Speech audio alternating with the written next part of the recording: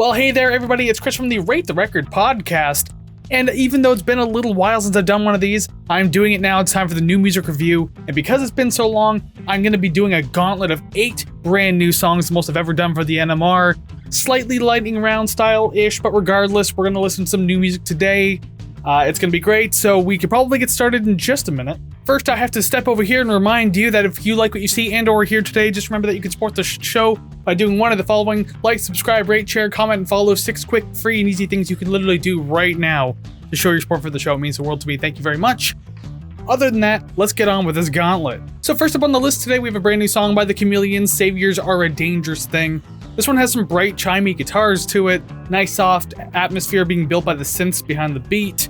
So, I mean, it's got a nice sound going into it. It's fairly on par for what you would expect out of a Chameleons track if you've heard their past discography. I mean, it's a little subdued in the energy, but there is still some life to it. And overall, I can say, you know what, it's alright. I don't dislike it, I'm not huge on it either, it's nothing to write home about. But I think it does fit perfectly well into their post-punk, jangle pop-ish type of style. Up next on the list, we have the boss, Bruce Springsteen. He's back with a brand new track called Sunday Love. Now, I say brand new, but it's not quite brand new. Apparently, it's more of a rarity. There's a whole album of unreleased tracks coming out that were recorded between 1983 and 2018, so there's a lot of a library to go through. This one's just super chill, very jazzy, kind of airy orchestral type of feel. It's a loungy little number, and it's got a very smooth 6/8 flow to it. Now, in that 1983 to 2018 timeline I gave, I don't know where exactly the song would have been recorded. It sounds a little more modern, if anything, like maybe like last 15, 20 years type of modern. But with that said, for what Bruce Springsteen is known for, his voice works really well in this style. It's kind of like that jazzy lounge kind of crooner, not like Frank Sinatra style, so I think this actually really works for him, surprisingly. Overall, I can say it is pleasant, but it's got nothing that will have me going back to it personally. And also, it's a little too long for what it offers. It's a little over 5 minutes long, and it doesn't need to be 5 minutes long. Up next on the list, we have Will Smith with Obanga in a song called Pretty Girls.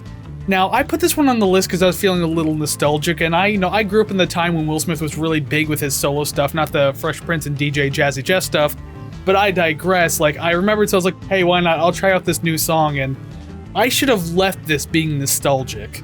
It's an outdated beat for a guy who does not suit this in any way, shape, or form, like stylistically, lyrically, like nothing about this is working. And overall, that's all I really want to say about it because it's not good at all. Like, listen, if you have a fond recollection of Will Smith's older music, I'm talking like, you know, Miami, Men in Black, Wild Wild West, Will 2K, like that kind of stuff. Or if you even want to go back to the Fresh Prince and DJ Jazzy Jeff type stuff, that's fine too. If you like that, that's great. But stay there. Just stay there. That's all I can really say. Like, let that be how you remember Will Smith in music.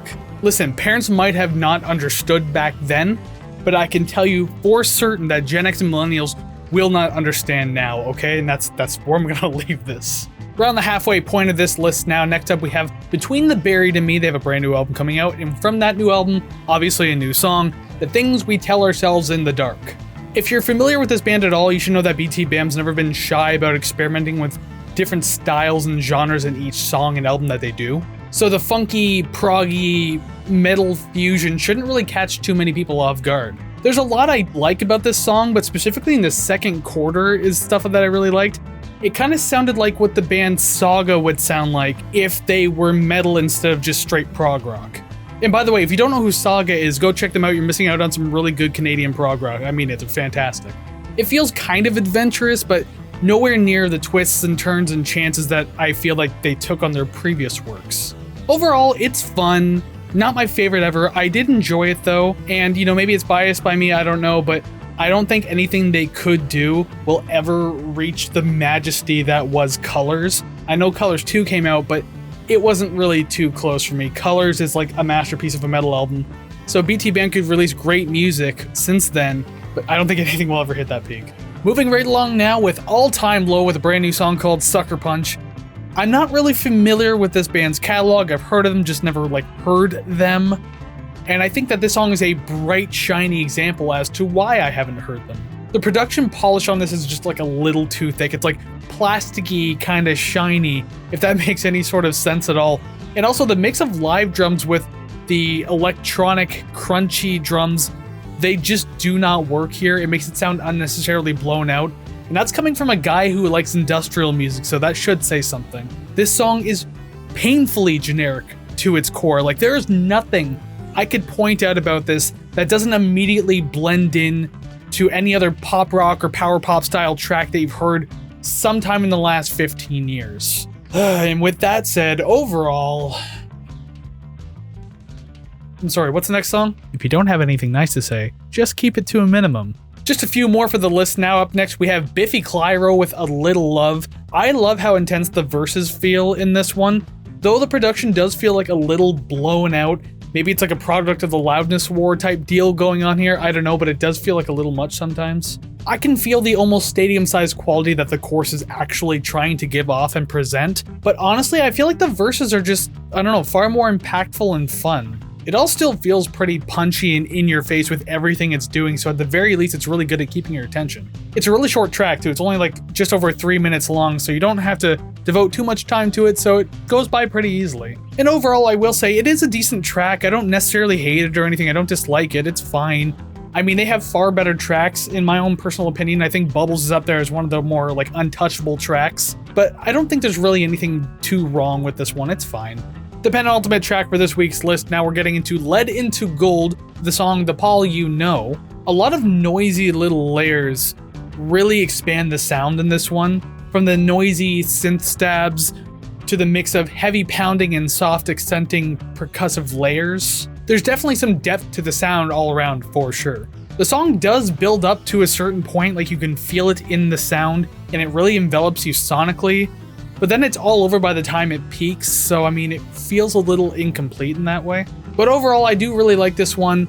I love the noisy industrial sounds, and as I said previously, I'm an industrial music kind of guy, so of course this kind of stuff is going to appeal to me. It all feels like a little unsettling, but you know what, I'm absolutely here for it. And wrapping up the list for this particular week is a cover song by a band I've never even heard of. The band's called Nurnberg, and it is Black Sabbath, the song title Black Sabbath. As I just said, goes without saying that this is a cover of the titular Black Sabbath song off the album Black Sabbath. Yeah, there's a lot going on there, isn't there? As compared to the original one, though, this one's done in a faster-paced goth rock manner as compared to the slow, sludgy, dread-induced pacing and feeling of the original. Also, since the band is actually from Belarus, it's not even being sung in English, but I actually really like what they've done and taken the liberties in this song to change up the vocals a bit. The vocal melodies are a little different, a little more stretched out, and I don't know, it just feels a little more creative and fun that way as compared to the original.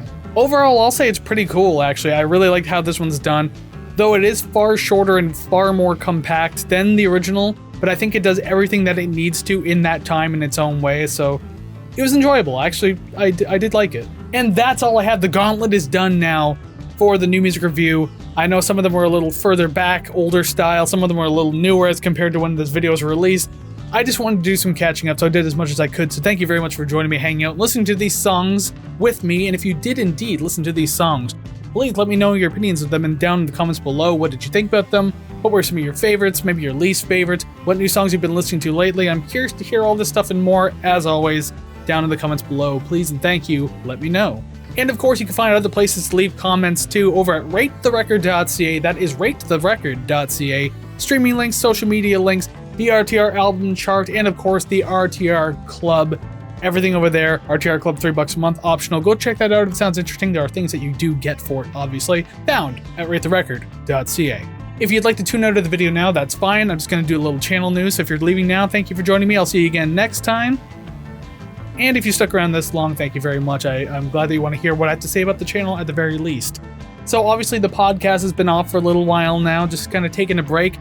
Enjoying not having to write too many reviews or anything like that, so I've been having a good time with that. Just listening to music nonchalantly again has been very nice, but at the same time, I am thinking of the near future when the podcast will come back, so don't worry, it will. But in the meantime, obviously I'm trying to release more stuff like this, the NMRs.